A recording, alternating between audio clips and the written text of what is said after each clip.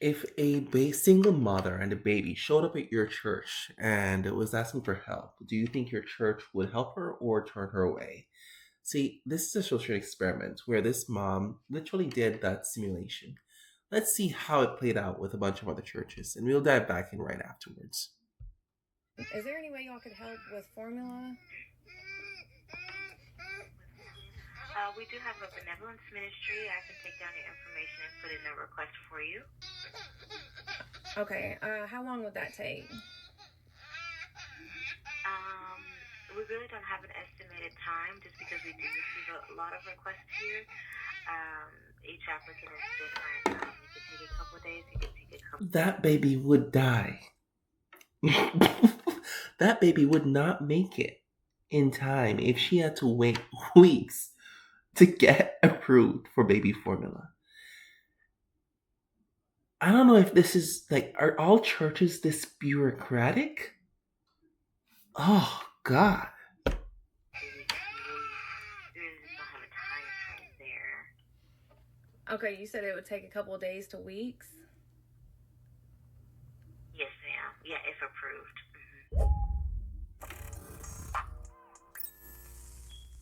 You just watched a TikTok from Nikolai Monroe, who called Lakewood Church, whose pastor is none other than Joel Osteen, worth an estimated $50 million. But as you heard, they did not have baby formula readily available for a mother in immediate need. It would take days, possibly weeks, to get it to her, assuming she applied and got approved. Now, Nikolai isn't actually a mother in need, rather. That's a load of bull. That's a load of BS. You're telling me that if someone shows up at your doorstep as a church and they're asking you for help, like this is a literal test from God. If you believe in God, then you should be seeing this as a test from God, whether or not your church is walking the right path. Because if your church gave the answer like this lady, you're in the wrong church. That's all I'm trying to say.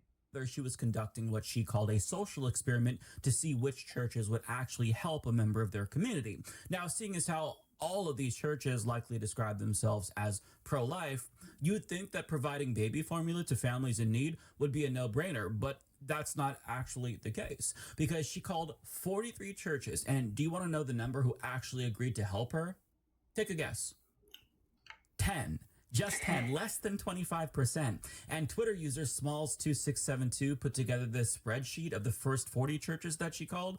And it's easy to see how just like looking at this without going through it statistically, you are not likely to receive help from a church, although you could get lucky if you call the right one. And the tab reports that the reasons for the rejections to her ranged from, we stopped doing that to just no, with most of them telling her to call a different place for help. And here's a small taste of some of the responses that she got after calling various churches across the country, including Charlie Kirk's church. Yes, I just want to see if there's any way y'all could help with a small can of baby formula. I've been out since last night, and my daughter, she's not 8 since last night, and she's only 2 months old, and I've been calling everywhere, and they're just telling me to keep calling churches. Okay, so we have you ever heard of Mom's Pantry? Yes, I already tried them. They don't have any formula. Okay, that's our only connection to, our food bank ministry. Charlie Kirk's church So turned if her they don't have away? baby formula, then we don't have any in our office that we could provide. So she's been going all night and all day without anything to eat. And I was just trying to see if somebody could help. Okay, hold on just a moment. She has gorgeous eyes, though. So she legit sent me to a voice recording that you can't even leave a voicemail to just to get me on the fucking phone. I don't have any. Have you checked with Crossfire Ministries? Yeah, I have. Do you attend one of our campuses? I don't attend, no. I'm just local. Yeah. I'm just trying to. Did you try Mercy's Gate? Yes. Yeah, I don't have any way to help you with that. I'm so sorry. Are you a pro-life church at all? Yeah. So I'm curious why you would be a pro-life church and you wouldn't help feed a starving baby that hasn't ate all night. Unfortunately, we don't have anything like that.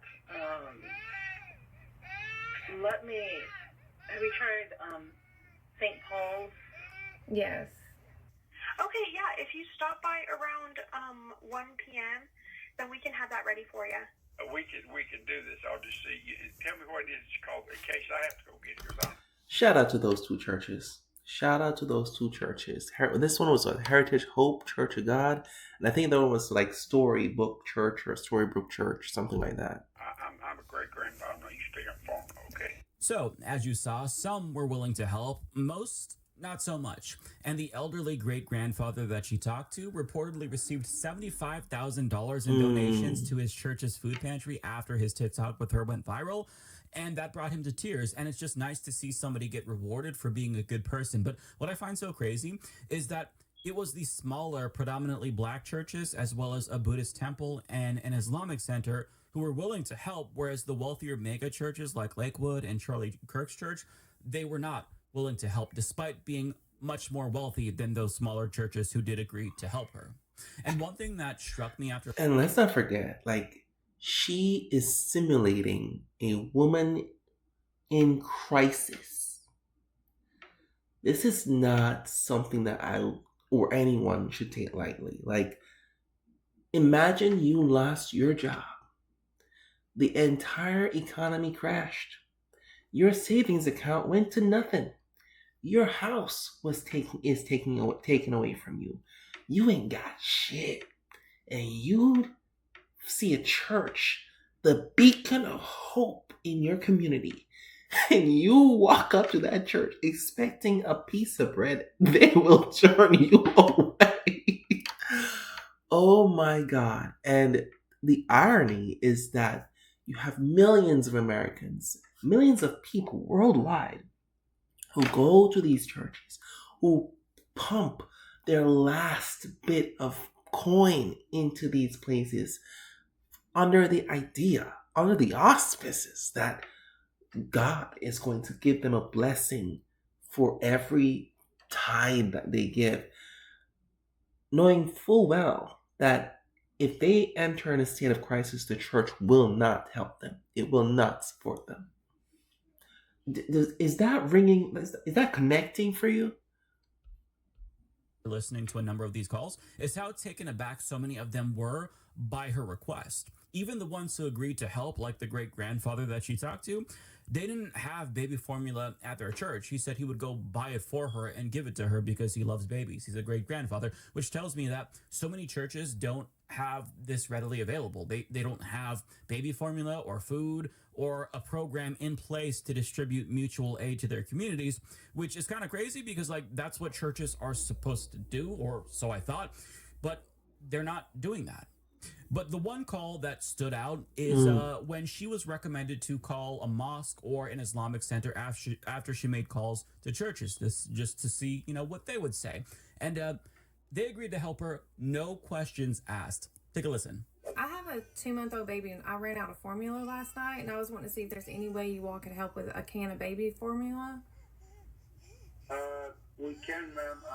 Where do you live? Do you live in Charlotte? Yes, I'm like 10 minutes from you all. Okay. And what kind of formula do you use? It's the Good Start.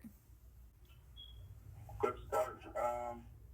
Yeah, that's fine, man. If you come over here, we'll help you. So, as you can see, they agreed to help her, no questions asked. Just let me know where you are, we'll come meet you. That's crazy, isn't it? You would expect that from the so-called pro-life fundamentalist evangelicals, but they're not doing that. An Islamic center chose to do that. And yet Muslims are demonized in this country every single day when they're helping members of their community. Now, that's just like one example. Nonetheless, it's crazy that that call stood out compared to the rest of them, where they were like, well, have you tried this or that, or tried calling this person or that person? And they hemmed and hawed. I mean, this is what churches are supposed to do. Now, in the event they were willing to help her, the 10 churches that said, yes, we'll give you baby formula, or I'll go buy baby formula personally for you, she told them that she didn't actually need the help and was just calling as part of a social experiment, sometimes at the request of a member of their congregation. And it was like pulling teeth to even get an answer out of some of these people, because like they didn't want to tell her no explicitly, but they would hope that she would take the hint after they were like, have you tried contacting this this office or this Mm. local elected official? And she was like, yep, tried that, until they were just like, we can't do it. But to make matters worse, some of the churches who rejected her had the audacity to lash out and attack her after realizing that they were part of her. Imagine getting a test from God, failing that test, and then going back to the person who God sent to test you and calling that person a witch. Viral social experiment. One of them called her a witch. Case in point. Folk want to apologize. I don't apologize to the devil. Look at this fool.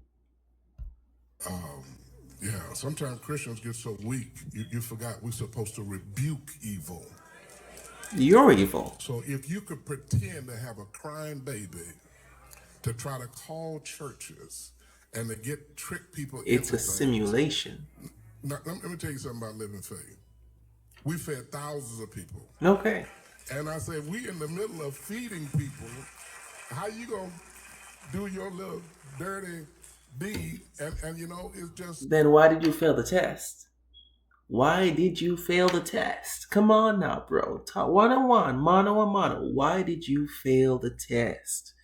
If everything is going so great at living faith, why did you fail that test? The spirit of a witch. Something ain't right at living faith. It's a witch. In other words, we don't do shit for our community, and instead of trying to do better and instead of trying to learn from that embarrassment, we're going to attack the woman that exposed us as the frauds that we are with the most reasonable request ever.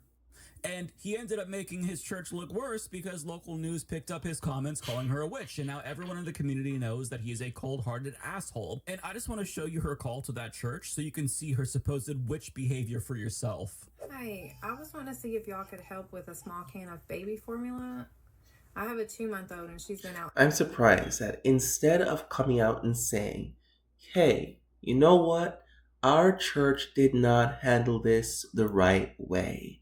I am embarrassed that this is what happened. Let's try to fix things and make it better. Or let's try to put something in place to make this better. Because there was a need, a gap. No, instead you call the lady a witch. Shame on you. She's gone all night and all day without anything to eat. We don't have any formula around, darling. I'm sorry. None. No diapers, anything for babies. We don't have anything. Could that be something you all could get and I could just pick it up? No, we can't right now. I'm sorry. Okay. All right. All right, thanks. How dare she? Imagine being offended by that. She tested that church, and even though it was open book and open note, they failed spectacularly, and they decided to attack her and claim that she was the bad person, even though they very clearly aren't willing to help somebody in their own fucking community. But they're not alone because she made a similar call to a different church, and they also decided to attack her for failing her very simple test. If somebody walked in the back door right now asking for a can of baby formula, how many of you would help? Put your hand up. You better put your hands up. You better put your hands up. Everyone's hands. Where are the rest of the hands? He said, there's your social experiment. That's who GBC is. Leaving Germantown Baptist Church, I talked 20 minutes to the congregation, filling them in on what has transpired over the last few days. He said he probably should have addressed the issue earlier than emailing everybody last night. He talked about how benevolent they are and what the term benevolent means. He talked about how much they have donated to the community. 800 pounds of food, I think is what he mentioned just in the last couple of weeks. One thing he said is that woman is folly. I have to look it up. It's Proverbs. Woman is folly, seductive, and knowing nothing. He did manage to get in woke liberal. I don't know if he said liberal. So, one pastor insulted all the women in the church with a verse from the Bible. It's in the Bible. So that's all we gotta say. And then he starts to talk politics.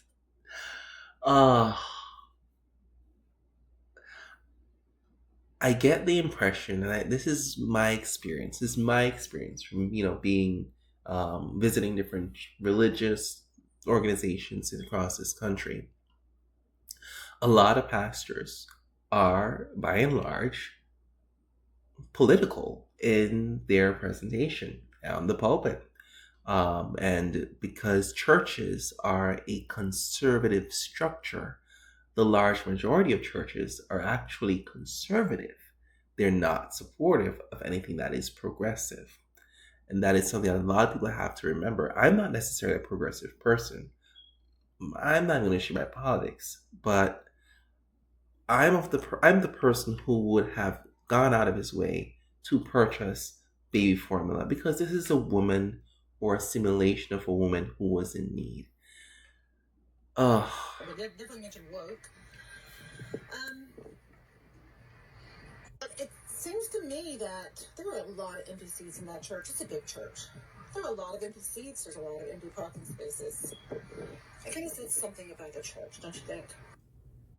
Please let me remind you that this place has a spa. A spa? It has childcare. It What? has children's choirs. A It spa? has all different types of Hold things on. that they claim for. She had me at spa. What are we getting? Are we getting like couples massages when we go into church? Maybe that's what I need. Maybe I need to go there to get some massages. Children Oh from my birth god. until 5th grade. You just have to go there. But their Google hours are closed on Saturday and Sunday. That's odd for a church. They're not open on Sundays. They have business hours Monday through Friday. So they deserve business taxes. And that I agree with, because one of the main arguments for tax-exempt status of churches is that they give back to their communities in theory, therefore they shouldn't have to pay taxes. That's not the underlying legal justification, by the way, but it's a common argument used in favor of churches keeping their tax-exempt status. But I mean, if churches aren't doing shit for their communities, not to mention pushing overtly political sermons, I mean, they absolutely should lose their tax-exempt status. That's only fair. Any prosperity preachers or hate-filled pastors, they shouldn't get to subsist off of the teat of the taxpayer. Yep. Because agreed. If they're going to be a net negative to their community, they shouldn't be rewarded for that by not having to pay taxes like the rest of us. And in many instances, some of these churches are downright predatory because they pressure their members to give money that they can't afford with the false promise of a blessing in return. Now, this is anecdotal, but at my family's church when I was younger, they pressured members to tithe 10% of their income, which is pretty standard. And my family was doing that all the way up until my dad lost his business after he got disabled. And I remember my parents... Ooh. Ow. Tithing all the way up until his dad lost his business because he got disabled. Oh, imagine a church with 50 members, each member making $50,000 for the year. So everyone gives 10%. Everyone gives $5,000, right? So 50 times $5,000, that's going to be $250,000 for the year. Let's say pastor takes $150,000 salary. Let's just say pastor takes $150,000 salary. That's $100,000 left for the church's coffers to cover maintenance, to cover, yard work, snow removal, utility bills, and probably paying the musicians for playing music. What else is there? What else? Do churches buy food to give away? I don't know. I think they collect that food from their own people, right? And then on top of the tithes, there are also offerings, right? So they're collecting the money from the tithes, they're collecting the money from the offerings. Where does that money go?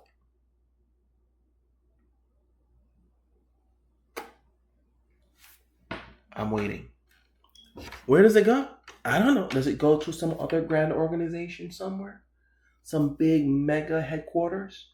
And then what happens? Where does it go? talking about how they couldn't afford to give their 10% and they felt really bad about that, but they were pressured to do so anyway because, of the blessings that they would potentially receive in return if they trusted God. Their blessings would be tenfold. Not to mention other members made them feel like shit for not tithing the full 10%. So against their better judgment, they did tithe 10%, even though they very much couldn't afford it. And even though the church never invested that money back into my family. My sister, for example, was a single mother, and she never got help despite asking, aside from a couple of members giving. So that had to hit close to home for him, because his sister was a single mother, and she sought help from the church, and she didn't get it. Ooh. Or $20 from time to time. And ironically, my family had to rely on other churches during their toughest times instead of their actual fucking church that they attended every single Sunday and Wednesday.